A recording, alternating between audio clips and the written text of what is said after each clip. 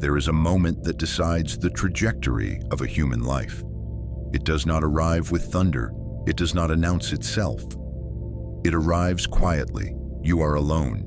The room is still. Your phone is face down, untouched, unmoving, and something clicks. Not emotionally, logically. No one is coming, not to save you, not to invest in your idea, not to push you when you are exhausted, not to stand next to you when things collapse.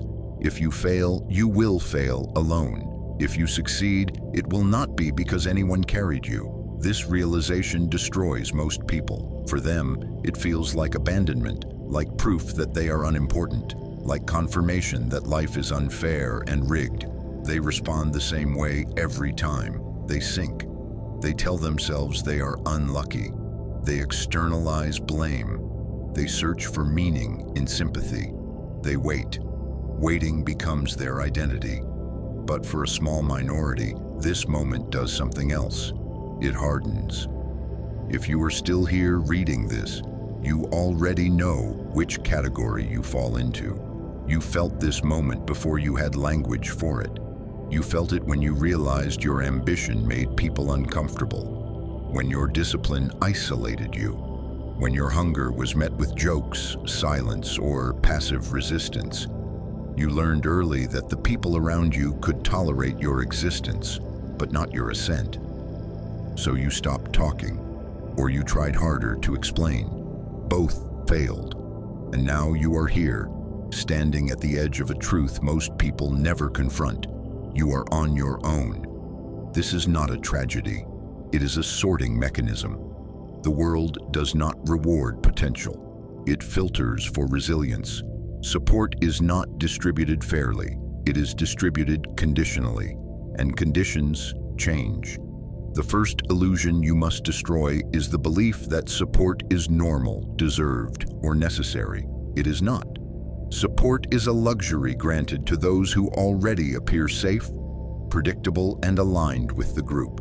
Outliers do not receive support early. They receive resistance because your ambition threatens the unspoken agreement everyone else has made with mediocrity. They chose comfort. You chose tension. And tension makes people uneasy. When no one supports you, it is not proof that you are wrong. It is evidence that you are misaligned with the herd. This is the first advantage.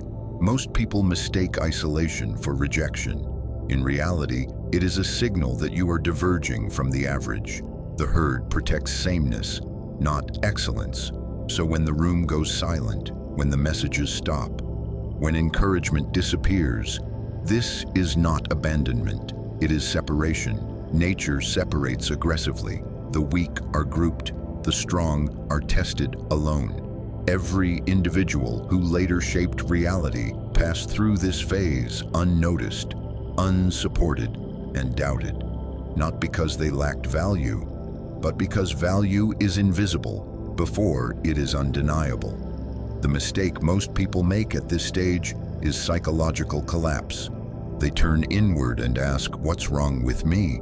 That question is poison. The correct question is, "What does this force me to become?" Isolation removes distractions. Isolation removes social negotiation. Isolation removes the illusion that someone else will fix things.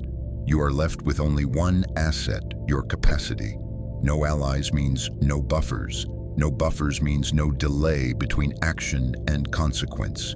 This is uncomfortable, and it is precisely why it works. Comfort dulls awareness. Pressure sharpens it. When you have no one to fall back on, every decision matters more. Every wasted hour costs more. Every mistake teaches faster. This is the environment where competence is forged. The crowd avoids this environment. They outsource risk. They distribute responsibility. They soften consequences. And in doing so, they remain dependent forever. You are being offered a different path. One where you cannot hide behind encouragement. One where effort is not applauded. Only results are tolerated. This is not motivational language. This is selection. If you survive this phase, You do not merely succeed, you become sovereign. But before that happens, something inside you must die. The part of you that expects validation, the part that needs reassurance, the part that believes effort alone deserves reward. That part will suffer. It will beg you to go back, to compromise, to rejoin the group. Ignore it. That voice is not wisdom. It is dependency negotiating for survival. You are not meant to be comfortable here. You are meant to adapt.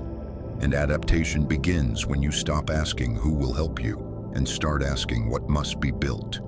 This is the first law of the zero support path. If no one is coming, you become the one who moves. Everything else follows from this. The most dangerous lies are not the ones told explicitly. They are the ones repeated so often they feel like common sense.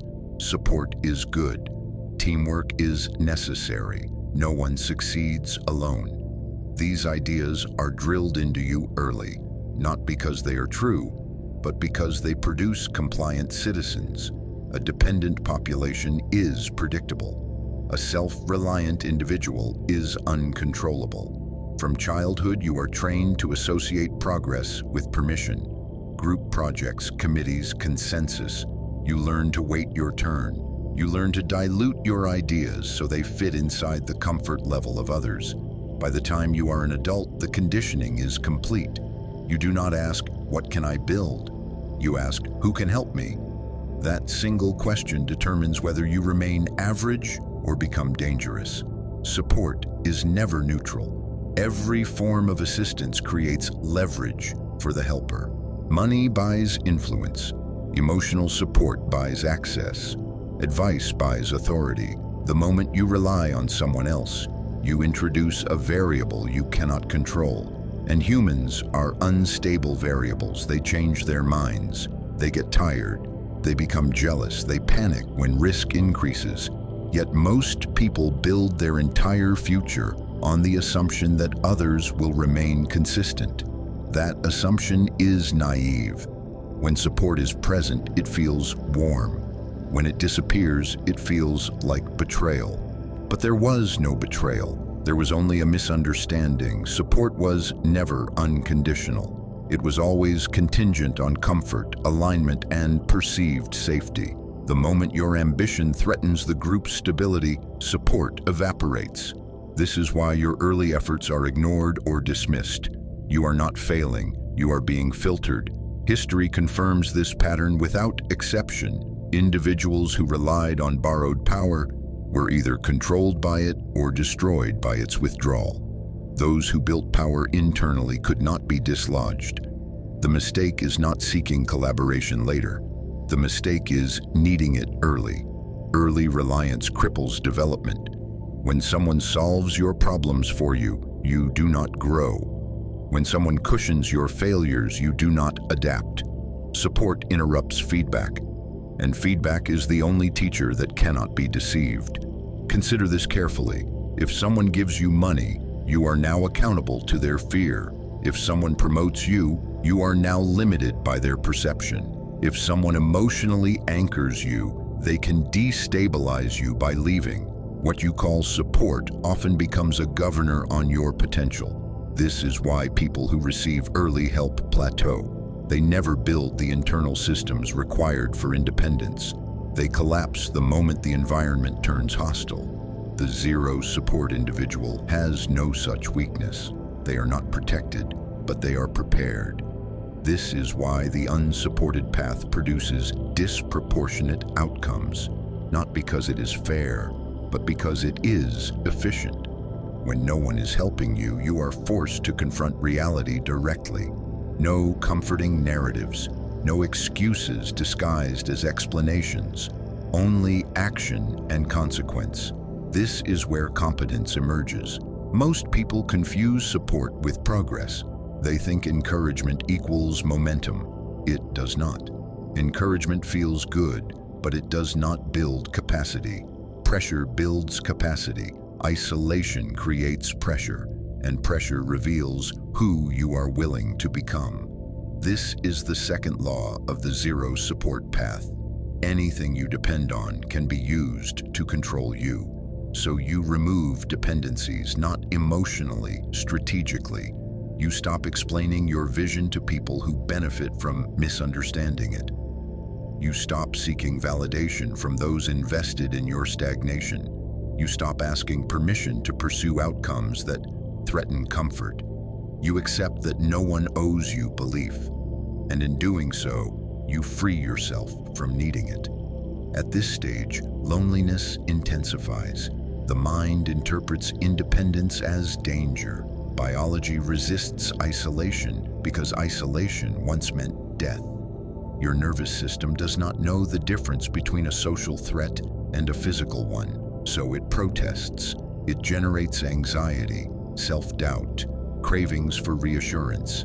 This is not intuition, it is withdrawal. You are withdrawing from dependency, and like any withdrawal, it hurts. Do not confuse discomfort with error. The discomfort means the conditioning is breaking. You are exiting a system designed to keep you average. Average people require constant reinforcement. Outliers operate on internal command. The crowd cannot understand this because they have never experienced it. They mistake self-reliance for arrogance, discipline for obsession, focus for antisocial behavior. Let them.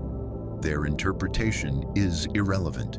Your task is not to be understood. Your task is to be effective. The moment you stop seeking support, something subtle changes.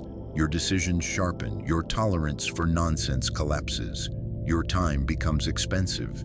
You begin to see how much energy you were spending maintaining relationships that provided no leverage. You realize how often you compromised your instincts to avoid friction. That friction was necessary. Without it, nothing is forged. Support smooths edges. Isolation sharpens them, and sharp edges cut through reality. This is the environment where power is born, not in rooms full of encouragement, but in silence where failure has nowhere to hide.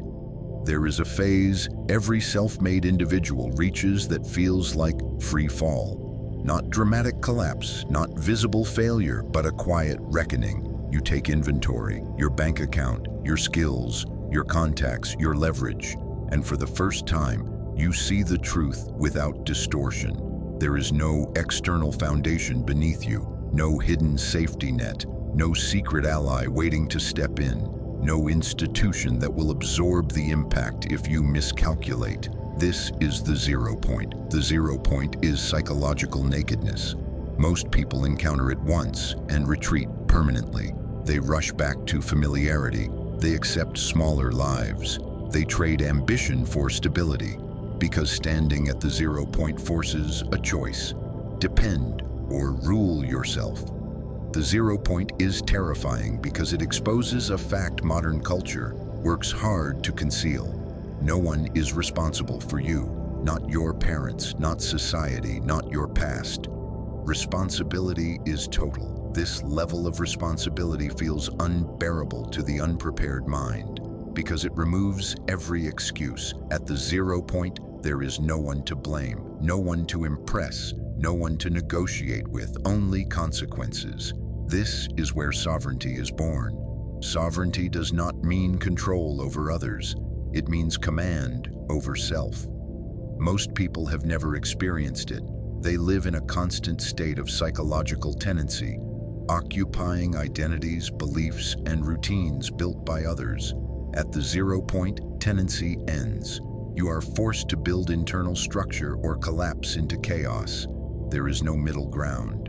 This is why so many people avoid isolation. Without external rules, they disintegrate. They sleep erratically. They drift. They numb themselves. Freedom becomes paralysis. You cannot afford that. If you want to survive the 0 point, you must replace external authority with internal law. This is the third law of the 0 support path.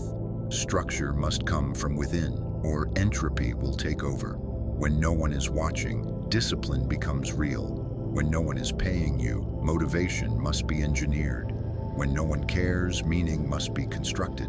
This is where most fail. They confuse freedom with absence of obligation. But freedom without structure is decay.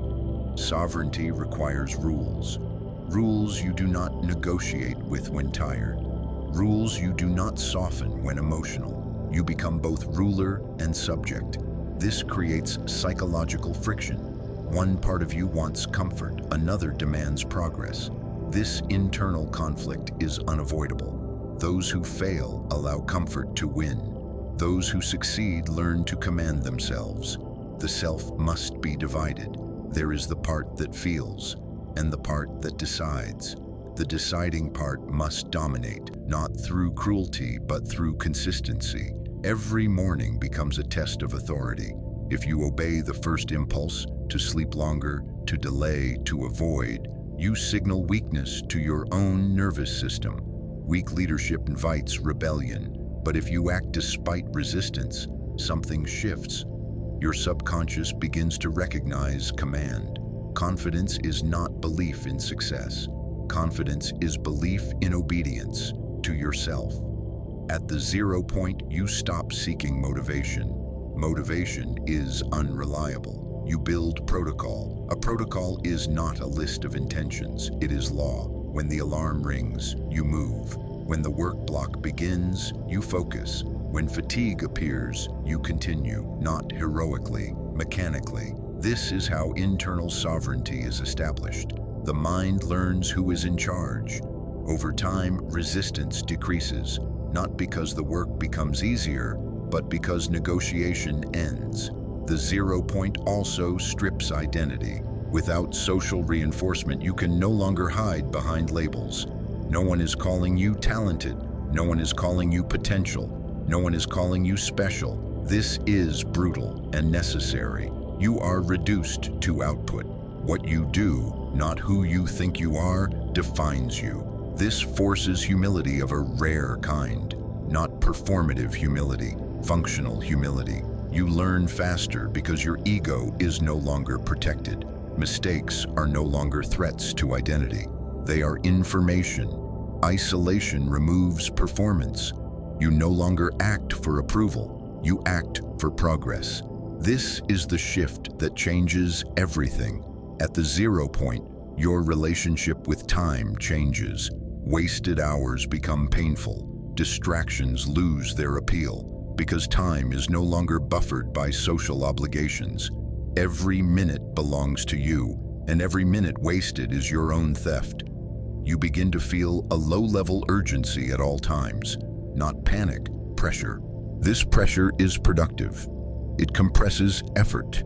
It sharpens attention. It eliminates frivolity. This is why the unsupported individual develops faster. They are not protected from consequences. They are educated by them. Support delays this education. Isolation accelerates it. This is not ideology, it is mechanics. The 0 point does not care about your feelings. It only responds to adaptation. And if you adapt, you do not merely survive. You transform. You move from being someone who hopes to someone who decides, from someone who waits to someone who builds. This is sovereignty, and once established, it cannot be taken.